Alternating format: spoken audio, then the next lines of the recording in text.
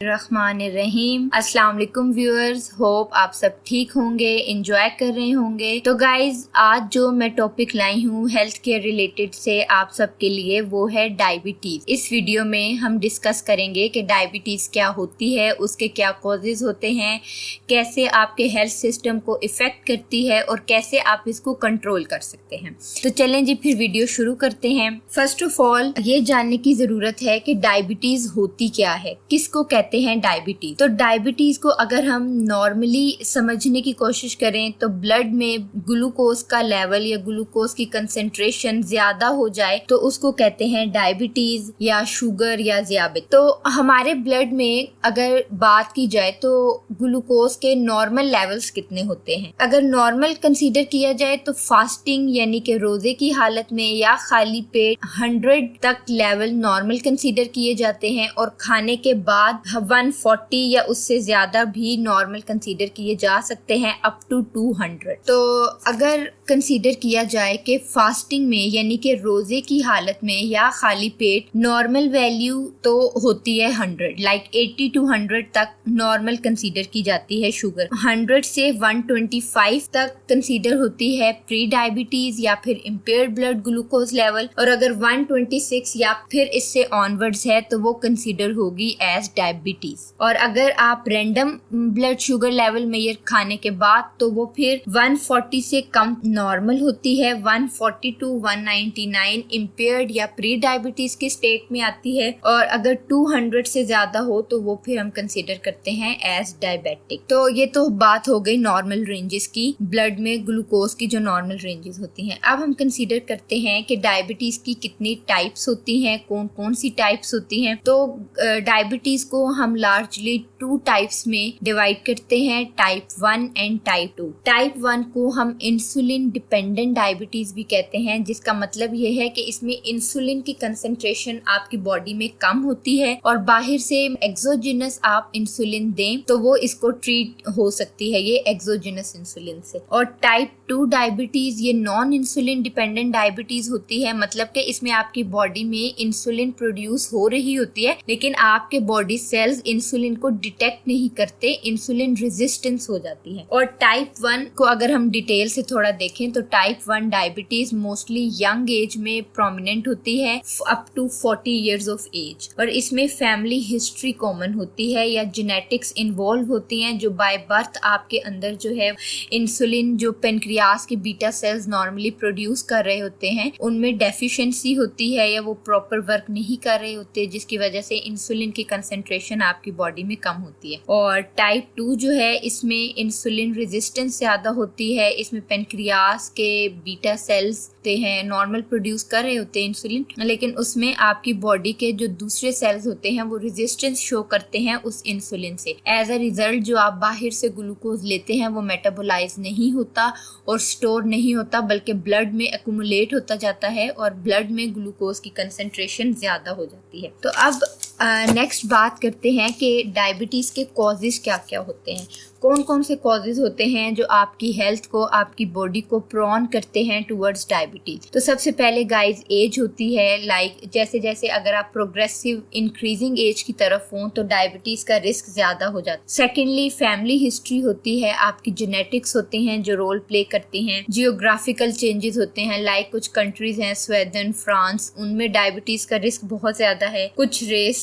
Like हमारे Asians में diabetes की का रिस्क ज्यादा है। उसके अलावा अगर हम बॉडीली सिस्टम के अकॉर्डिंग देखें तो कुछ लोगों में पेनक्रियास के बीटा सेल्स होते हैं, उसके अगेंस्ट ऑटो एंटीबॉडीज बनती हैं जो बीटा सेल्स को डिस्ट्रॉय कर देती हैं जो इंसुलिन प्रोड्यूस कर रहे होते हैं। तो एज अ रिजल्ट इंसुलिन की कमी होती है और ब्लड ग्लूकोज लेवल ज्यादा होता है। और इसके अलावा बहुत आपकी लाइफ में फिजिकल एक्टिविटी ना होना और too much junk food consume करना, ये सब भी आपकी बॉडी को प्रोन करती है टुवर्ड्स डायबिटीज। तो डायबिटीज को आप कैसे असेस कर सकते हैं, इसके साइंस एंड सिम्टम्स क्या होते हैं। अगर उसकी बात की जाए तो डायबिटीज में इंक्रीज थर्स्ट होती है, मतलब प्यास बहुत ज्यादा लगती है, यूरिनरी फ्रीक्वेंसी ज्यादा हो जाती है और भूख बहुत ज्यादा लगती है, एक्सट्रीम हंगर के कंप्लेन होती हैं पेशेंट्स में।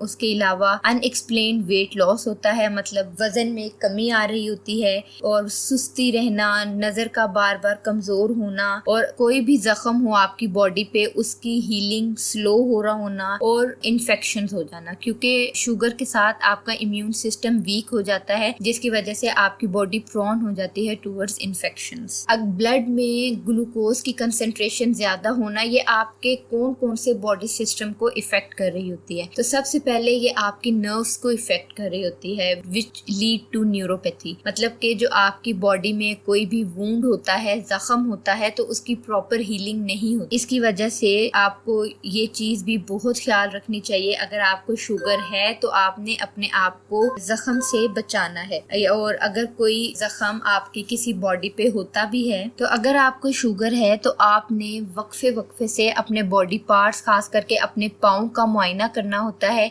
कि कोई जख्म तो नहीं है, क्योंकि इससे स्लो हीलिंग होती है, जो कि फिर आहिस्ता आहिस्ता वो जख्म पूरी बॉडी में फैल सकता है। सेकेंडली डायबिटीज के साथ नेफ्रोपैथी होती है, मतलब कि गुर्दे बहुत ज्यादा मुतासिर होते हैं, उसी की वजह से यूरिन ज्यादा आना और लंबर पेन होना गुर्दों वाली जगह पे, ये सब भी कॉमन होता है। थर्डली रेटिनोपैथी होती है, मतलब ये आपके रेटिना को, जो आपकी आई का एक इम्पॉर्टेंट ऑर्गन है आपकी विजन का, ये उसको इफेक्ट करती है, और शुगर के साथ बार बार नजर कमजोर भी होती रहती है।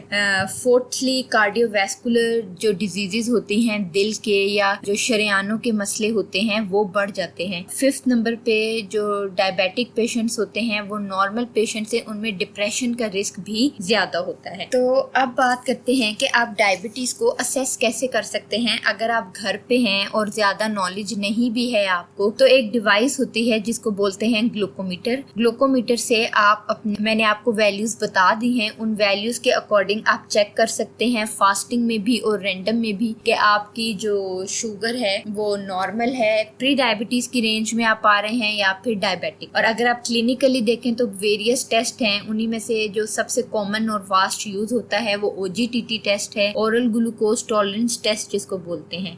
थर्ड नंबर पे HbA1c जो ब्लड के थ्रू होता है, और इसमें आपके जो प्रीवियस 3 मंथ्स का शुगर का रिकॉर्ड जो है वो पता चलता है। इसकी वैल्यूज अगर देखी जाए तो 5.6 से कम नॉर्मल कंसीडर होती है, 5.6 से 6.5 तक प्री डायबिटीज, और 6.5 से ऑनवर्ड्स जो है वो डायबिटिक रेंज शो करती है। अच्छा गाइस, तो ये तो हमने नॉर्मल थोड़ी सी इंफॉर्मेशन ले ली रिगार्डिंग डायबिटीज। अब अगर डायबिटीज है तो आप इसको कंट्रोल कैसे कर सकते हैं। कंट्रोल में अगर सबसे पहले बात की जाए तो फिजिकल एक्टिविटी, आपकी जितनी फिजिकल एक्टिविटी होगी उतना आपका ब्लड में जो ग्लूकोज है वो कंज्यूम होगा, और ब्लड में ग्लूकोज की मिकदार एक खास रेंज में रहती है। तो इसलिए फिजिकल एक्टिविटी इधर वो वॉकिंग की सूरत में हो, जॉगिंग की सूरत में हो, लाजमी अपनी डेली लाइफ का हिस्सा बनाएं। कम से कम 30 to 40 मिनट्स जो कि रिकमेंडेड है, और गाइडलाइंस में प्रॉपर 30 to 40 मिनट्स की एक्सरसाइज कंसीडर की जाती है। सेकेंडली अपनी डाइटरी हैबिट्स को इम्प्रूव करें। कुछ ऐसी बहुत सी डाइट है हमारी जो हमारी बॉडी में ब्लड ग्लूकोज की कंसेंट्रेशन को ज्यादा करती है और आपकी बॉडी को टुवर्ड्स डायबिटीज प्रोन करती है। तो उस डाइट से like junk food, too much use of चीज, एनर्जी ड्रिंक्स, ये सारी चीजें आपकी बॉडी में ब्लड ग्लूकोज को ज्यादा करती है। Secondly obesity is a cause of 100 and millions of disorders. तो आप ओबीस हैं, इधर टाइप 1, टाइप 2, ओबेसिटी की भी वेरियस टाइप्स हैं, या अगर आप ओवर वेट भी हैं तो सबसे पहले वेट कंट्रोल आपने करना है, वेट लॉस करना है। फोर्थली आप रेगुलर मॉनिटर करें अपने ब्लड ग्लूकोज लेवल को,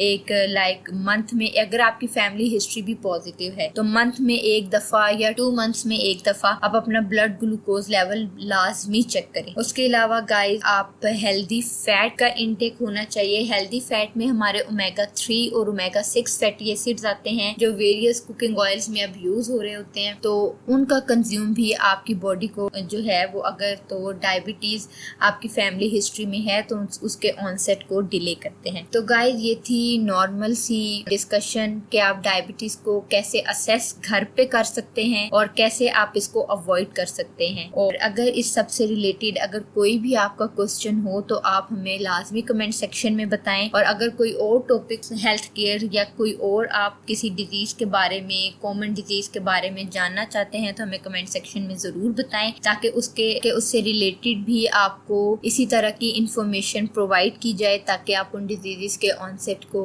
डिले करें और हेल्दी लाइफ गुजार सकें। Okay guys, Allah Hafiz, thank you.